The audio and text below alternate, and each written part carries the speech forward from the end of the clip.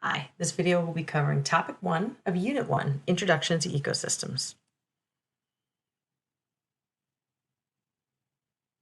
Let's do a quick review of the basics. We're learning about the biosphere, which is the whole planet. And we can break that down into biomes, where specific animals and plants that are similar and live in similar characteristics live. Then there's ecosystems, which breaks down into specific communities that live within those ecosystems, populations of a certain type of animal that live in that community, and then the individual organism.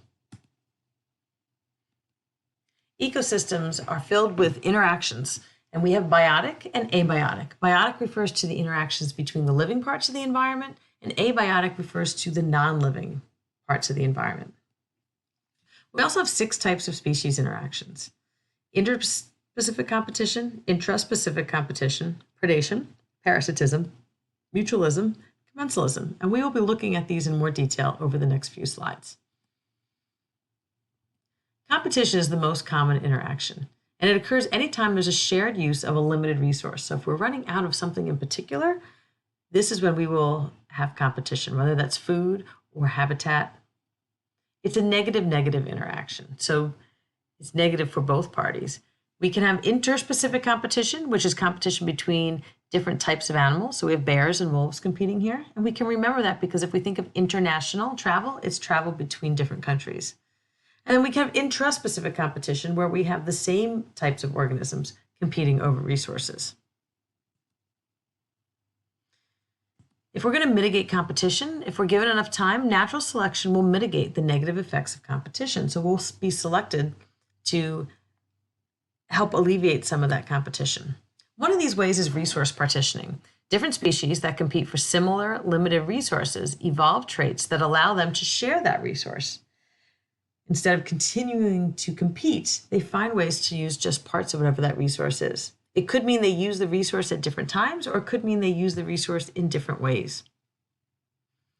And an ecological niche is the role that a species plays in an ecosystem. It includes all the physical, biological, and chemical conditions a species lives and reproduces under. It's sort of that ideal conditions that an organism needs to live. So what are the specific temperatures it needs? What's the kind of food that it needs? What's the kind of habitat that it needs? And organisms fulfill specific niches.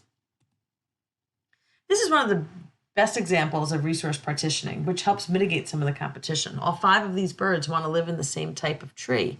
And rather than continuing to compete, they've evolved to live in certain parts of it, whether at the top, whether in the middle, whether more near the interior, or more near the bottom. It allows them to share that resource without competing with each other and still getting the benefits that they need. Predation is when a member of one species feeds directly on the member of another species. We can have predation of herbs. It just means that you're eating plants, so herbivory. It's a positive-negative interaction. One organism is going to benefit, and one organism clearly is not going to benefit. Predator-prey relationship has an impact on population sizes, so it can keep populations in check, and it has impact on evolution and natural selection. It can influence the direction in which some of those genetic traits are passed on. For example, if we're looking at this picture, which looks like just tree bark here, we have some great natural defense going on here. I'll circle here to see if you see anything in particular in that corner. And if you look there, the camouflage of this frog is spot on, and that will help that frog avoid being eaten or victim of a predator. Then we'll look at the 3 symbiotic relationships. Symbiosis is a close relationship between 2 species. Mutualism, both species benefit, so it's a positive interaction.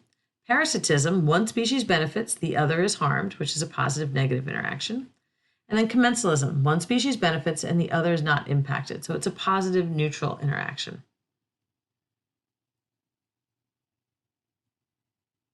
If we look at these 3 pictures as they come up, we can look at the type of relationships they have. And you might think there's one of each, but actually there isn't. The mosquito is a fairly obvious case of parasitism. He gains nourishment from biting us, and we don't gain any benefit. In fact, it's a negative reaction that we have. If we look at the bee and the flower, it's an example of mutualism. The flower needs to have its pollen spread in order to bloom and reproduce, and the bee needs the pollen for the honey. And then we have this beautiful musk ox and a bunch of birds that live on him. And that's also mutualism. The birds are eating the ticks and the bugs that are on the ox, and they benefit by getting that for food. And the ox benefits by not having those other parasites on them. So to recap, the Earth's biosphere can be organized based on specific characteristics. Ecosystems run off of species interactions. So interactions is what drives these ecosystems. The most common interaction is competition for a shared limited resource. Predator-prey interactions can lead to very interesting population and evolutionary trends.